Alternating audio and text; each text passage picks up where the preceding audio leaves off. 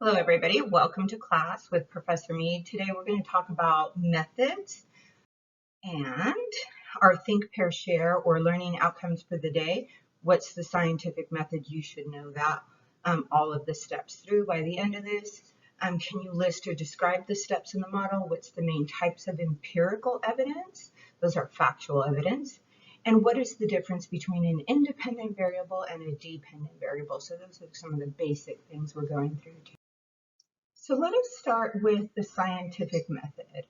Technically, if you're going to repeat and what we would say regurgitate, you could say the scientific method is a systematic, organized series of steps that ensures maximum objectivity and consistency in researching a problem. What does that mean? Let's break that down for a minute. So systematic and organized. You see here in the visual the scientific method: question, hypothesis, experiment, data, analyze, report. So at a very basic level, the scientific method is always these series of steps or something close to it. We'll see a few variations in this lecture. The goal in following these steps and being organized in this way is so that you try to eliminate bias when you start to skip steps or fill in things because you want the experiment to go in a certain way. You're no longer doing science because you're no longer objective. You have a biased interest in the outcome. We want everybody to be able to consistently research a problem over and over again. So if somebody comes behind you 50 years later, 100 years later, they're still going to use these steps. They should be able to replicate your research if you detailed it and done it correctly. So let's start with theory, because research actually starts with theory and ends with theory. We learned a little bit last week about what theory is. It is based on science, right? It's based on empirical evidence, but it's a set of assumptions, right? A blueprint for how we think society works, right? So this is this broad macro level frame of thinking. And when we start the scientific method, we start with theory, right? We identify the problem and ask the questions. That's our first step. But how do we come to the question to begin with? We try to avoid our own personal assumptions. Again, bias in is bias out. A way of doing that is to use theory. We could use one of our three main paradigms, our three main theories in sociology: conflict, functionalism, or symbolic interaction. So if I'm starting from a functionalist perspective, I take that theory into account, into consideration, and then I frame my question or social problem taking into consideration that theory. C. Wright Mills actually argued that research without theory is actually empty and abstract. It's just a collection of meaningless facts. It doesn't go anywhere, and we don't know how to place it into society. Theory guides our questions, and it acts as a foundation for us to do an analysis later on.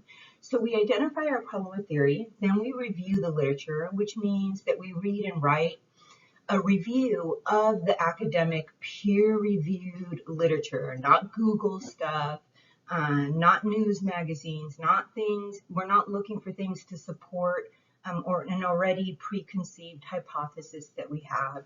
We are just gathering what the scientists have to say, what academics have to say, what other people who've used the scientific method have to say on the topic. Sometimes students get frustrated when they try to do research for the first time because they come up with a question and they start it with their personal feelings, right? So they want a certain answer and they want science to support their answer. And then they go into the literature and they find that they can't find the answer to the problem or the question they posed because the literature doesn't support it. In other words, other people who are asking questions in regards to this scientific inquiry are coming out with different information because they're using empirical research and facts to write their papers, right? So that's what we have to do. We have to start with, what do the people who are actually going in there unbiased, through scientific research, what are they actually having to say? And then you write a summary of that. That's what a literature review actually is. Then once you have become an expert on the topic by reviewing the literature, then you can formulate a hypothesis. Now, a hypothesis is an operational, testable statement. Your variables are operational, which means that they are defined in a concrete way, even if it's a concept that's not concrete. And your statement, your hypothesis, which is a statement, not a question. You can't have a question hypothesis, is testable, meaning that you could actually test against it with empirical evidence.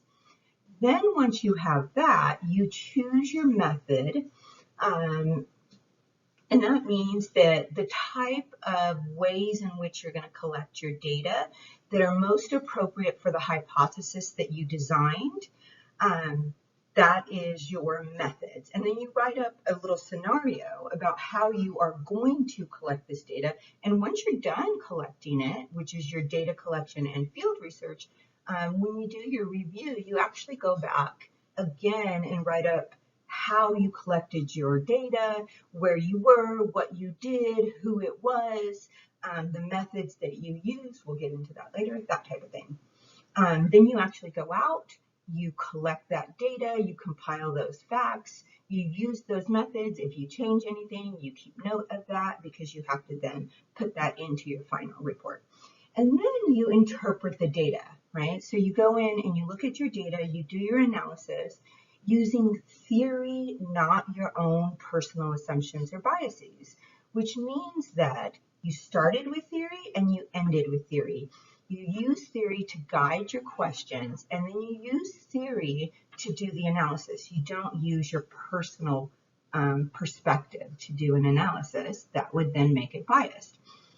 The next step is to then publish and maybe start again. What usually happens once we publish or once we have given a lecture on it, at this point we're have a pretty good expertise on the topic, and we have new questions in that same field. And so that's why we say publish, start again. Those can be separated into two.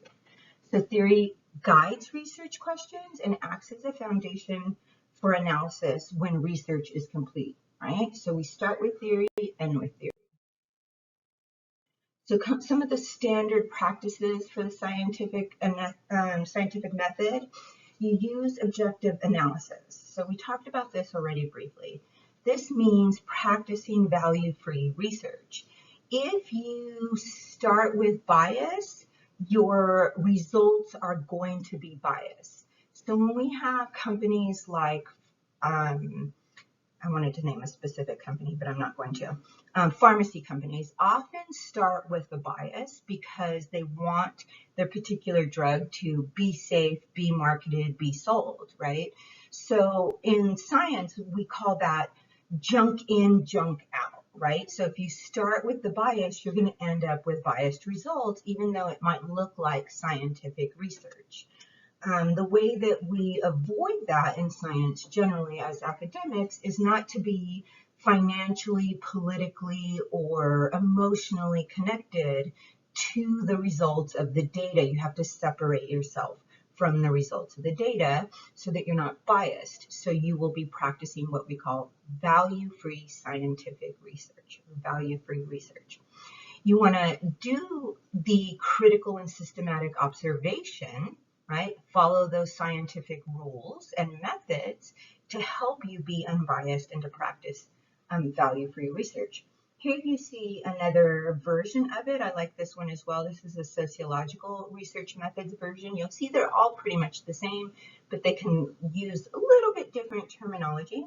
So you have identify the problem or ask the question, review the literature, formulate the hypothesis, choose your research design, collect and record your information, interpret your results, disseminate your findings. You can see that's kind of similar to the one I gave you and similar wording.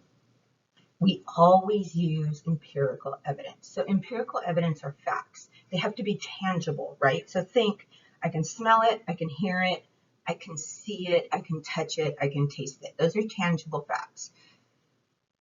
When someone is giving you their opinion on something, right? So say you're doing a survey and you want to find out people's opinions about tattoos and how professional somebody would consider tattoos or not consider them professional.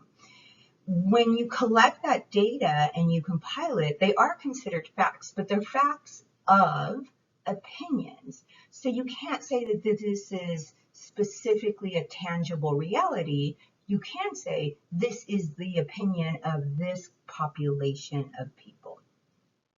Once we have done that, we can, excuse me, these are not in order, then you test your hypothesis. So a hypothesis is an expected relationship between variables. A hypothesis has to be testable. So variables are your core topics or constructs that you are testing. They need to either be independent or dependent, and you need to be able to test against your hypothesis. You're not supposed to gather evidence to prove your hypothesis, and you're not supposed to avoid evidence because it doesn't support your hypothesis. This is biased, this is not value-free research, and therefore it's not scientific research, right? So we know a lot of times think tanks or organizations with an agenda will oftentimes avoid evidence that doesn't support their hypothesis. They like to pick and choose evidence, and they'll even use peer-reviewed, legitimate scientific research. But what they'll do is they'll pick out the evidence that supports their argument, and then they'll omit evidence that doesn't support their argument, even if it's in the same research. And we've had, in sociology, we often have authors of research come out, especially in sociology of family, and say, yes, I said A, but they forgot to include B, which completely changes the analysis of the evidence that I was proposing. This group was picking and choosing their evidence just so that it would not counter the hypothesis that they wanted to propose to you.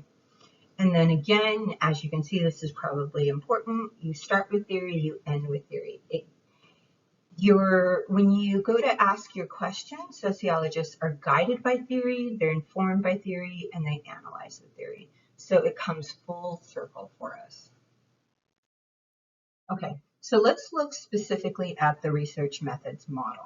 Here's a visual I created for you, and I've also written them in the steps.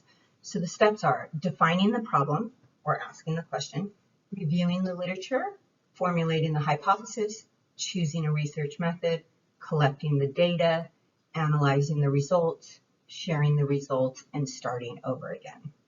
We want to know these steps by heart. We want to know the sequence of the steps, and we want to know what they mean, right? So defining the problem means you're going to define the problem within society in sociology, or you're going to be asking the question. That's how you create your question. Then you are going to review the peer-reviewed academic literature and create a summary. You're going to make your own literature review. Then you create your hypothesis, and that's your testable statement. Sometimes you see these two flipped.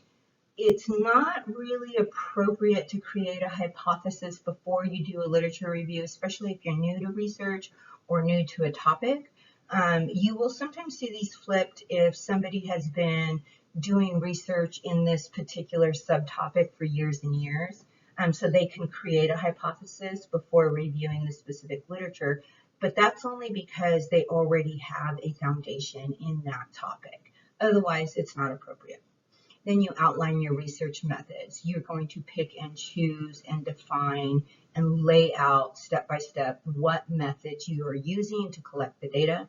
Then you go out into the fields and you collect the data. Then you come back from the field and you analyze that data with theory, don't forget. Then you're going to share the results. You can do a presentation. It can be a paper. It can be sharing within the academic community, anything like that. And then you repeat those steps. Oftentimes, by the time we're done doing research on a particular topic or question, we have more questions. And that's why we end up repeating. So we just go more into detail. I don't know if you guys could hear that or not, but it was a siren going by, so I figured I would stop. So what were we talking about? Oh, research methods. These are the methods that you're going to use to collect the data. Now, we have essentially a variety of different types of methods we can use to collect data, and it depends what you're trying to collect. For example, religiosity. You can ask people how religious they are, right? Do a survey as a method, but chances are that data is not going to be very accurate. What would be more accurate? You can observe somebody in their everyday life, right? Chances are that's probably not the most efficient option, right? But you are trying to navigate those two main things by choosing your methods to do your scientific research. And the goal here is when you do collect your data, you want your data to be both valid and reliable, meaning you're actually collecting the data you intend on collecting, and that if you did it over and over again, or if other people collected that same data, you would come up with the same results, reliable. Then you analyze your results with theory, you share your results, and you repeat. So types of empirical evidence, meaning types of factual evidence that you could have. There's two main types of factual evidence that you could have, qualitative and quantitative. So the best way to think about these two that makes sense probably for you as a student, qualitative questions are open-ended questions. You don't know what you're going to get back, right? So they're survey type questions. Your discussion board questions, those are qualitative questions. Those discussion board questions are your qualitative study guide questions for your quantitative exam at the end of the semester. All of those questions then turn into multiple choice quantitative questions and become a multiple choice test. So qualitative, open-ended questions, quantitative, close-ended questions, right?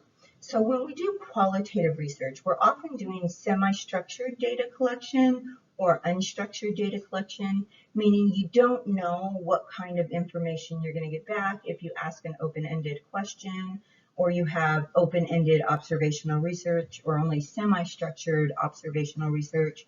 There's quite a variety of data that you can end up with, right?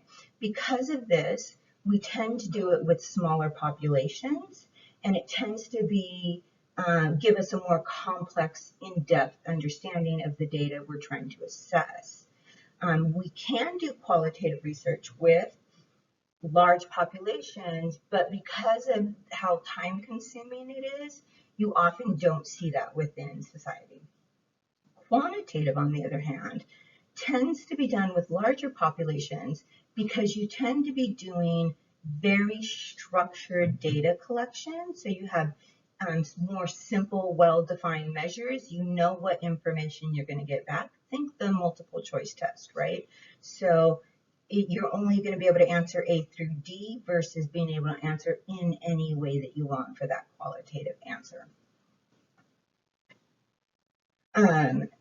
It's usually, but not always, expressed numerically, and you tend to get less complex and less in-depth understanding because they're closed-ended. And because of that, you can ask many more people the same questions over and over again, so it's easier to get larger populations.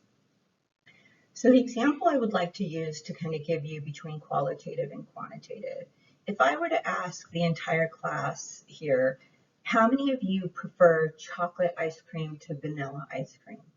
And say we have 40 people in class, 30 people prefer chocolate, and 10 people raise their hand and say they prefer vanilla. That is a quantitative question. It was simple. I can ask everybody at once. It's expressed numerically. If I ask you why you prefer chocolate or why you prefer vanilla, then you have to answer me in a qualitative way. You have to give me descriptors as to why vanilla is better or chocolate is better. And that's going to take much longer. I could probably only get, in the same amount of time, I'll probably only get answers from 2 or 3 students in regards to that. I hope that helps. And let's move on. Magically appearing visual.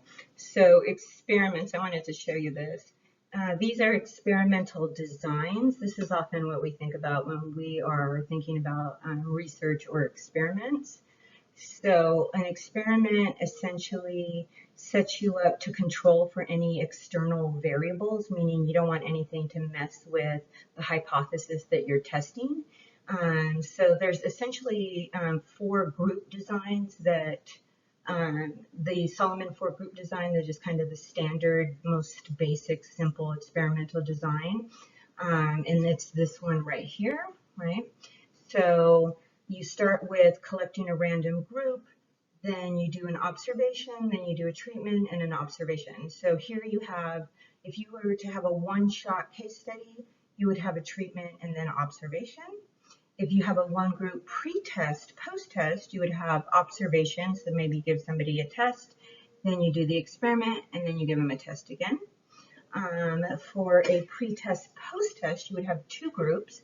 You randomly put people into those 2 groups. You do an observation or test beforehand, then you do the treatment, and then you do the observation or test after. So the Solomon 4 group design kind of sets you up so that it limits any external or outside variables influencing your experiment. So you would have 4 groups. Everybody's randomly assigned to those 4 groups. The first one gets an observation, the treatment, and then an observation again. The second one gets an observation, no treatment, the observation again. The third one gets no observation beforehand, then the treatment, then an observation after, and then the last one gets just the observation after.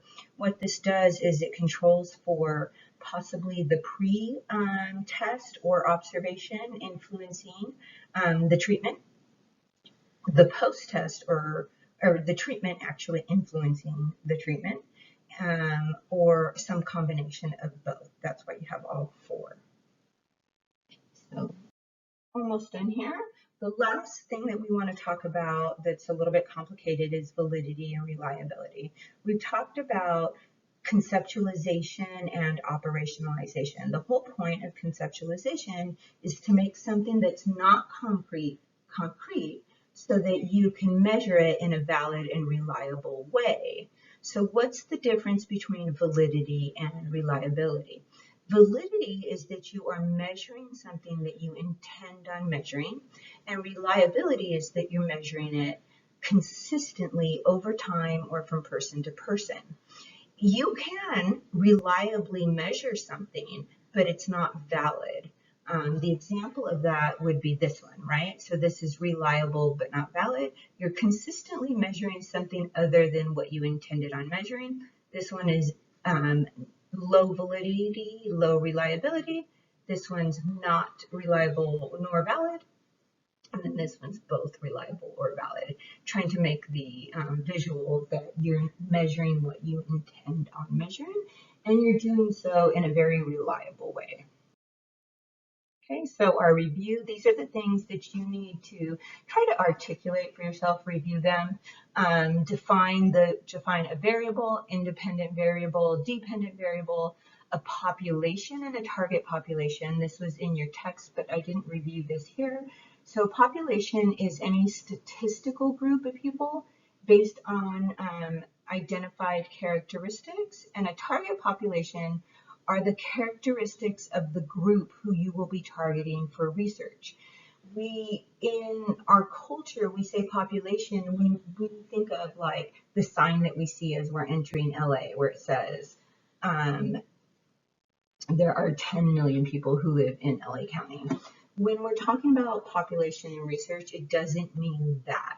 What it means is a category of people. So a population could be women in the United States, Black women in the United States, Black women in California, Black women living in California in the year 2020. A target population is kind of what I'm getting at, right? So when you have a target population, you're specifically choosing the characteristics of the people who you are trying to target for your research, right? So you can't just say, I'm targeting women, because are you targeting women all over the world, of all classes, of all ethnicities, of all races? Are you targeting people who are elderly, who are young? It's too large of a population. So when you do a target population, it needs to be something manageable. I'm targeting women living in Huntington Beach in 2020 who are Hispanic or Black. That's my target population. Once you make that target population and you start to include people into your study, that's called a sample. So individuals from your target population that you're going to include for the purposes, right? So I probably am not going to be able to talk to every single Hispanic and Black person in Huntington Beach. Kind of might be possible because of the ethnographic, or because of the demographics of this community. But the sample is the people that I choose to include into my research. That's my sample, and they come from my target population. My target population comes from the population, women in Huntington Beach. Here's your study guide questions. So these are the ones that are in your discussion board. These are the ones that you should know all of them. And then they should be put into your PowerPoint, your running PowerPoint that you're doing for your study guide for the end of the semester, or midterm and end of the semester, depending on this class. And then here's the visual of the scientific method. So this week I'm asking you to create a scientific method visual. This is a good example of how to do it. You can do it online or by hand. More is better, not overly simple.